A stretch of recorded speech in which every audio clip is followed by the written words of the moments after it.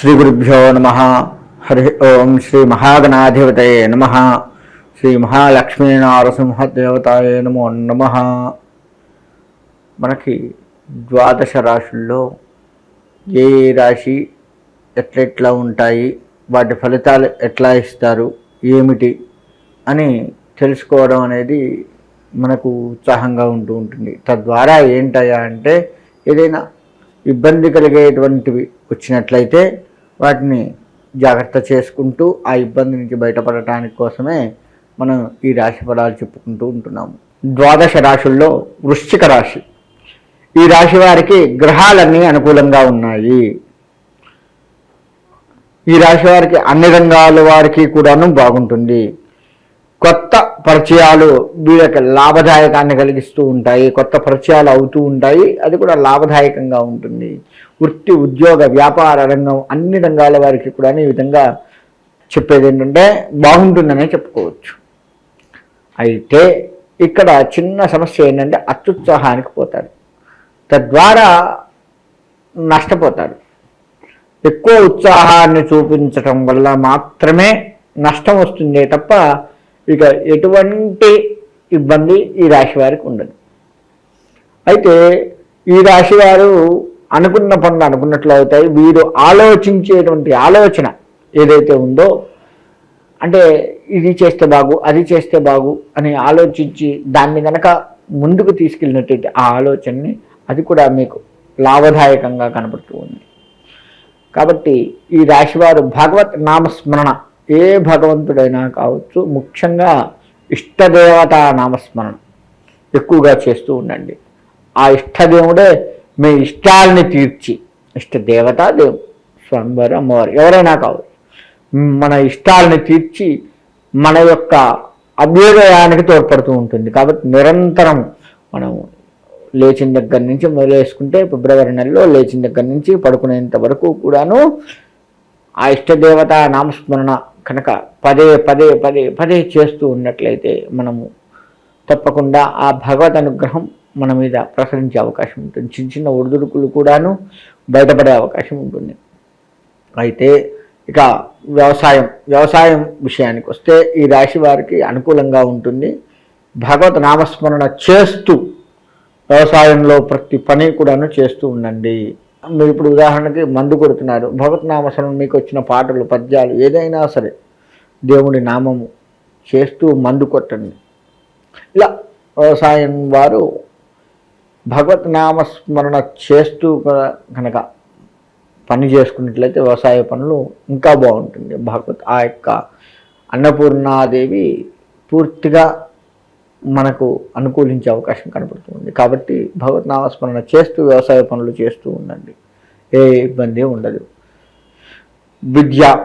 విద్య విషయానికి వస్తే సరస్వతీ దేవతని ఆరాధిస్తూ ఉండండి.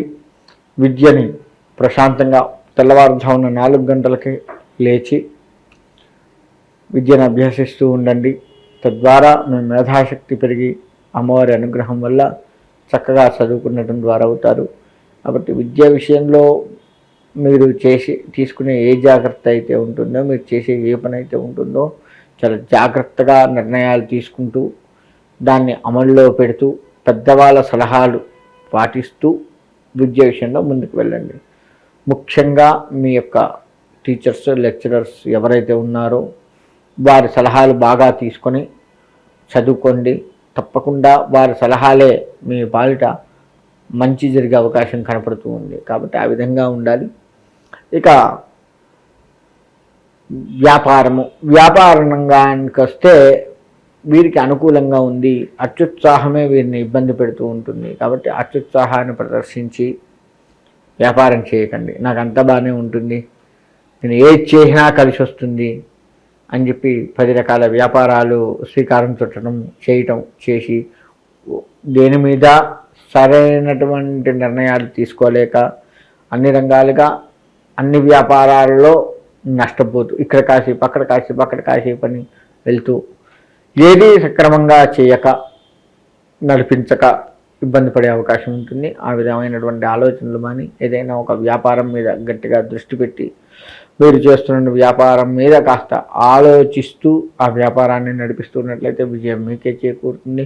భగవద్నామస్మరణ తప్పనిసరి వ్యాపారస్తులకు కూడాను. ఆ విధంగా వ్యాపారాన్ని చేసుకుంటూ ఉండండి, మీకు ఎక్కడా కూడా లోటు ఉండదు.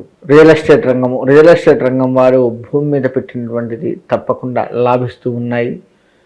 భూమి మీద అంటే మీరు చేసే ప్రతి పని కూడాను ఒక రకంగా చెప్పాలి అంటే మీకు అనుకూలంగానే మారుతుంది. కానీ మీరు ఈరోజు ల్యాండ్కి వెళ్ళాలి, ఎవరికన్నా చూపించాలి, లేదు మీరు ఒకసారి వెళ్ళి చూసుకొని రావాలి, ఇటువంటిది ఏదైనా ఉన్నట్లయితే పొద్దున్నే లేచి ఏదైనా దేవాలయానికి వెళ్ళి స్వామివారికి నమస్కారం లేదా అమ్మవారు నమస్కారం చేసుకుని, అమ్మ నేను ఈ పని మీద వెళ్తున్నాను స్వామి, నేను ఈ పని మీద వెళ్తున్నాను, అది నాకు అనుకూలంగా ఉండేలా చేయి స్వామి అని చెప్పి మీరు స్వామివారికి చెప్పుకొని వెళ్ళినట్లయితే మీకు కాస్త మంచి జరిగే అవకాశం కనపడుతుంది. కాబట్టి రియల్ ఎస్టేట్ రంగం వారు ఆ విధంగా చేస్తూ ఉండండి, మీకు అంతా బాగుంటుంది. రాజకీయ రంగం విషయానికి వస్తే ప్రతిరోజు కూడా దైవ దర్శన తప్పదు వీళ్ళకి. రాజకీయ రంగం వారికి ఈ ఫిబ్రవరి నెల మొత్తం కూడాను దైవ దర్శనాలు ఎక్కువగా చేసుకుంటూ ఉండండి. అంటే ప్రతిరోజు లేవగానే ఇంట్లో దేవుడితో పాటుగా ఏదైనా దేవాలయానికి వెళ్ళి దేవుడికి నమస్కారం చేసుకొని మీరు పనులు మొదలు పెట్టండి. ఎక్కడికి వెళ్ళాలన్నా ప్రతిరోజు కూడా ఖచ్చితంగా భగవత్ నామస్మరణ చేస్తూ భగవద్ దర్శనం చేసుకొని మాత్రమే బయటికి వెళ్ళాలి. ఆ విధంగా చేసినట్లయితే రాజకీయ పరంగా మీకు లాభించే అవకాశం బాగా కనపడుతుంది. మీ దృష్టికి వచ్చిన ప్రతిదీ కూడా సమస్యను పరిష్కరించే విధంగా మీ ఆలోచనలు ఉంటాయి. కాబట్టి ఎక్కడా కూడా ఆందోళన చెందవలసిన పని లేదు. రాజకీయ పరంగా మీకు పెద్ద అంటే మీ పై అధికారుల యొక్క దృష్టికి మీరు వెళ్తారు, అక్కడ మంచి పేరు వస్తుంది. మీరు చేసేటువంటి స్థలాల్లో మంచి పేరు వచ్చి మీ కింద వారు కూడా కాస్త మీకు అనుకూలంగా కనపడుతూ ఉన్నారు. కాబట్టి ఆ విధంగా ముందుకు వెళ్తూ ఉంటారు. రాజకీయ రంగం వారు ఎక్కడా కూడా ఇబ్బంది పడే పరిస్థితి ఎక్కడా కూడా కనపడట్లేదు, హాయిగా ముందుకు వెళ్ళిపోతుంటారు. ఇక అన్ని రంగాల వారి విషయానికి వస్తే అన్ని రంగాల వారు కూడాను ఖచ్చితంగా భగవంతుడికి సంబంధించిన దర్శనము ప్రతిరోజు కూడా తప్పనిసరి. అలా అయితేనే మీకు మీ చేసే పనులు సఫలీకృతం అవుతూ ఉంటాయి.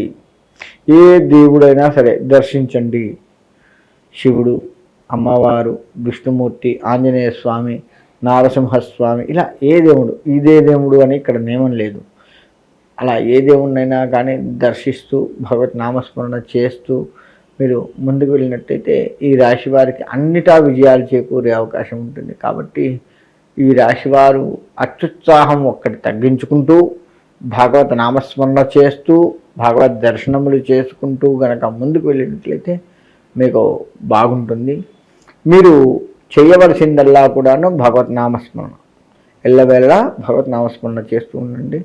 ముఖ్యంగా బీదవారు ఎవరైనా ఉంటే మీకు తోచినంత సహాయం బీదవారికి చేస్తూ ఉండండి. ఈ రాశివారు మీరు ఈ ఫిబ్రవరి నెలలో చేసే ఏ దానం అయినా సరే చాలా తృప్తినిస్తుంది. అటు తీసుకున్న వారికి ఇటు ఇచ్చిన వారికి ఇద్దరికీ కూడాను మంచి తృప్తినిస్తుంది. కాబట్టి దాన గుణం ఎక్కువగా చూపిస్తూ ఉండండి, తద్వారా మీకు మంచి జరిగే అవకాశం కనపడుతూ ఉంది. అన్ని రాశుల కంటే కూడా లెక్క వేసుకుంటే ఈ రాశి వారికి ఎక్కువగా మంచి జరిగేది కనపడుతూ ఉంది. కాబట్టి ఈ రాశి వారు ఎక్కువగా అత్యుత్సాహం ఒక్కటి తగ్గించుకుని ముందుకు వెళ్ళినట్లయితే విజయం మీదే అవుతూ ఉంది.